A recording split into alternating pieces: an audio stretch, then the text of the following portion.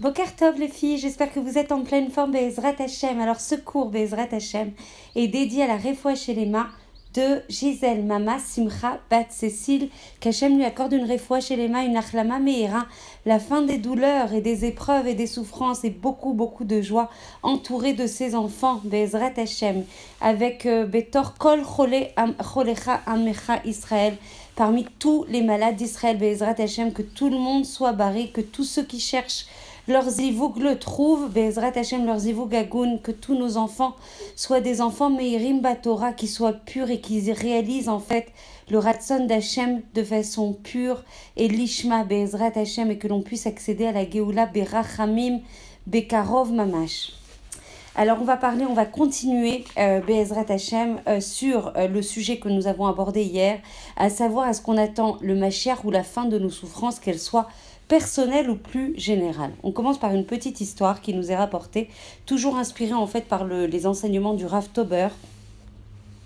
Un juif se plaignit une fois auprès du rabbi de Kotz et il avait des problèmes de Emouna. Il avait des mauvaises pensées qui traversaient son esprit. Et le rabbi de lui dire « Moi aussi je ne crois pas en Dieu ».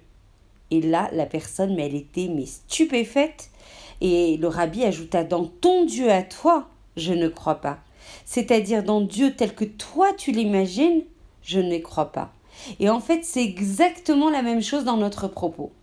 Si notre idée de la Géoula se limite à la fin de nos peines, à la fin de nos soucis, c'est le signe qu'on n'a pas encore compris, mais on est là pour étudier, on est là pour intégrer, on est là pour progresser. Si on attend le Mashiach pour la fin de nos souffrances et la fin de nos peines, même si elles sont pour tout le Ham Israël, ça veut dire qu'on n'a pas compris ce qu'est vraiment le Mashiach, ce qu'est vraiment la Géoula. Ce n'est pas un Mashiach comme ça qui va arriver, ce n'est pas le Mashiach que nous attendons. Par là, il y aura la fin des peines et des souffrances, par ce moyen-là. Mais ce n'est pas l'objectif ultime, ce n'est pas le tachlit du Ham Israël, l'objectif, la mission. Ce n'est pas l'objectif et la shlemout du monde. L'objectif du monde et la shlemout du monde, quand le Mashiach arrivera, ça sera de faire reconnaître la vérité et donc la proclamation de la royauté exclusive, unique d'Akadosh Baruch Hu. C'est de proclamer justement l'unicité d'Akadosh Baruch Hu. Nos ambitions doivent être beaucoup plus élevées. Elles doivent viser à la réalisation de la mission du Ham Israël et à son lien le plus ultime avec Akadosh Baruch Hu. C'est pour ça qu'on dit que quand le Mashiach viendra, Hachem épurera notre peuple comme on raffine l'or. Et comme on raffine l'or, parce que justement, Akadosh Baruch Hu, par des événements ou et chacun le vit en fait à son niveau, va épurer, va raffiner, va rapprocher le cœur de chaque juif vers lui et exclusivement vers lui. Que l'on puisse connaître ce raffinement par des choses en fait sans souffrance, Be'ezrat Hashem, que l'on puisse les connaître avec joie, avec choix de notre part, de façon qu'Akadosh Baruch Hu n'ait pas besoin, les alchit sotanu, de nous presser de façon à sortir le meilleur, c'est-à-dire la plimiout la plus essentielle, c'est-à-dire l'intériorité qui ne demande et qui n'aspire et qui ne désire qu'à Akadosh Baruch Hu. C'est ça notre essence, c'est ça notre identité. Il ne faut pas se faire polluer par nos paradigmes, par nos peurs, par nos craintes. J'entends combien de gens me dire « Ouais, mais j'ai trop peur d'avancer, j'ai trop peur de progresser, j'ai trop peur de faire des choix trop aboutis. Parce qu'après, qui je serai après ? J'ai peur de la nouvelle personne. » Mais de quoi t'as peur ? De quoi t'as peur ? T'as peur d'être connecté à la vérité la plus ultime, à celui qui t'a créé, à celui qui te connaît plus que tout au monde, à celui en fait qui veut te donner plus que tout au monde. T'as peur de quoi ? De te réaliser ? T'as peur de quoi ? De te connaître ? De te connecter à celle qui est la vraie toi, c'est-à-dire ta neshama. Ton aspiration, elle est pure, ta neshama, elle est essentielle. Il y a que ce qui te pollue, ce qui te fait peur, ce qui te met en doute, ce qui te retient, ce qui te bloque, c'est les forces du mal. C'est rien d'autre que le Yetzer Hara. Toi, t'es pur, t'as une neshama élokite à l'intérieur qui n'aspire qu'à être collée exclusivement et tout le temps, à chaque instant, à Akadosh Baruch Hu. Donc voyons la vérité en face, travaillons sur cette vérité, sur son intégration dans notre conscience, mais aussi dans notre cœur et aussi dans nos tripes, comme on le dit souvent dans nos cours. Il faut faire redescendre ce rationnel, cette étude de Torah au niveau du cœur, au niveau du ventre, de façon à sentir Akadosh Baruch Hu, de façon à n'aspirer qu'à lui. Et c'est ça l'exercice en fait, d'attente et de désir exclusif de la Géoula. C'est ça qu'Akadosh Baruch Hu veut. Tu veux la Géoula, ça veut dire que tu n'aspires qu'à moi. Tu n'aspires qu'à ma royauté sur le monde. Tu m'aides à me faire reconnaître par l'humanité tout entière.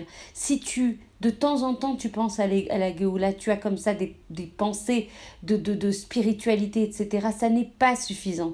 On demande quelque chose qui nous permet de récupérer l'ordre des choses normales, parce que comme on le disait hier, l'ordre dans lequel on vit aujourd'hui n'est absolument pas normal. Ce sont les forces du mal qui gouvernent aujourd'hui, même si c'est Hachem évidemment, vous m'avez comprise, qui dirige le monde et qui laisse aussi ces forces du mal se déchaîner. Et combien je reçois de messages, mais pourquoi il y a le mal et pourquoi ça se déchaîne? Encore une fois, Hachem, il est que bien. Hachem, il n'a créé le monde que par chesed, atzum, atzum, atzum.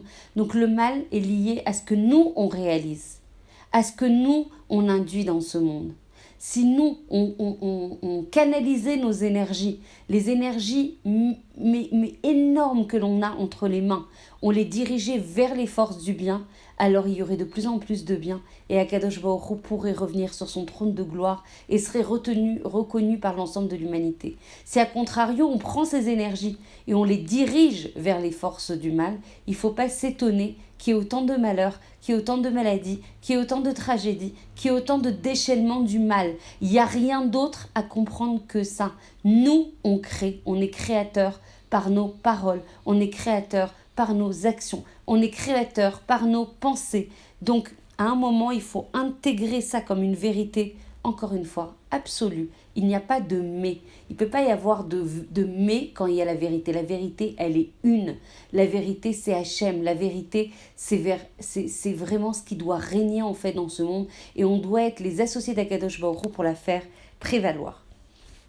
Un chassid se lamentait devant le Tzemar Tzedek et lui a dit « Mais pourquoi le Mashiach n'est-il pas encore là? On l'attend depuis des millénaires. Je l'attends avec une telle intensité, avec une telle ferveur. » Et le Tzemar Tzedek de lui répondre « Le Mashiach que tu attends, toi, n'arrivera jamais. Et celui qui effectivement va venir, celui-là, tu ne l'as jamais attendu. » En fait, les temps dans lesquels on s'inscrit aujourd'hui, qui sont vraiment juste avant le Mashiach, ne signifie pas seulement des solutions à tous les problèmes. Attendre le Mashiach, attendre la Géoula, aspirer à la Géoula, c'est attendre de pouvoir enfin réaliser toutes les aspirations les plus absolues de notre Neshama, les plus intérieures, les plus pures, les plus intenses, les plus sublimes. C'est enfin pouvoir nous réaliser sans peur, celles qui brûlent dans nos cœurs, celles qui sont les plus véritables et les plus authentiques. C'est ça la Géoula, c'est pouvoir se réaliser et vraiment renouer ce lien le plus ultime avec Akadosh Baruch Hu. On ne peut pas forcément le concrétiser toujours à cause de l'exil et des souffrances que l'on rencontre, mais bientôt on pourra n'aspirer qu'à Akadosh Baruch Hu. On ne pourra en désirer qu'à Akadosh Baruch Hu. Donc aujourd'hui l'exercice dans lequel on s'inscrit, c'est de demander une Akadosh Baruch Hu, c'est de n'aspirer qu'à lui, c'est lui témoigner notre amour exclusif. Et par là Akadosh Baruch Hu verra quand on aspire qu'à lui, qu'on a choisi notre camp, qu'on sait où est la vérité, qu'on l'a intégrée et qu'on la vit au quotidien, pas qu'elle reste au niveau limoudi, au niveau intellectuel, qu'on l'intègre dans nos tripes et qu'on la vive dans nos actions, qu'on montre que nos choix ne sont que des aspirations et que du désir d'Akadosh Baruch Hu. Alors là, on pourra vraiment recevoir la Géoula. Il y a un point aussi qui est ultime, fondamental. On dit qu'on attend la Géoula. Il faut comprendre en fait que la Géoula, elle démarre aussi par la Géoula pratique. Donc en fait, on en a parlé beaucoup quand on a étudié en fait l'Aïgeret Ramban, le travail des Midot. Il faut que nous, on puisse préparer nos cœurs à recevoir la Géoula. En fait, c'est très important. La lumière de la Géoula, quand elle va arriver, elle va arriver de toute façon. Il va y avoir une lumière immense, je vous le disais hier. Hachem sortira en fait le soleil de son fourreau. Quand cette lumière va se déverser sur le monde, il faut avoir les kélim pour la recevoir. Ça revient à ce qu'on disait pendant la sortie d'Égypte, pendant la Makat Rocher. En fait, Akadosh Baruch Hu, il n'a pas envoyé l'obscurité. Il a envoyé de la lumière. Il a envoyé de la lumière. Elle n'a été reçue que par le Ham Israël. Et pour les autres, c'était de l'obscurité. Le Ham Israël a reçu cette lumière parce qu'il avait les kélim, il avait les ustensiles, il avait les réceptacles pour recevoir cette lumière. Et nous, notre travail là, au quotidien, à chaque instant, c'est de préparer nos cœurs, c'est de préparer nos midotes, c'est de préparer notre façon de vivre notre avodat Hashem, c'est de préparer et d'intensifier notre joie d'être juive, de porter en fait le Tselem Elohim, d'avoir la chance de réaliser le Ratzon d'Akadosh Baruch Hu. Mais quel plaisir plus immense que de se dire, moi, je suis la fille d'Akadosh Baruch Hu et je porte son identité et je suis sa représentante dans le monde, et avec les habits que je porte et la tzniut dont je fais preuve, que ce soit en fait dans mon lévouche, dans mon comportement, justement dans mes relations avec les autres, je porte l'image d'Akadosh Baruch Hu, je suis son ambassadrice. Est-ce qu'il y a plus beau?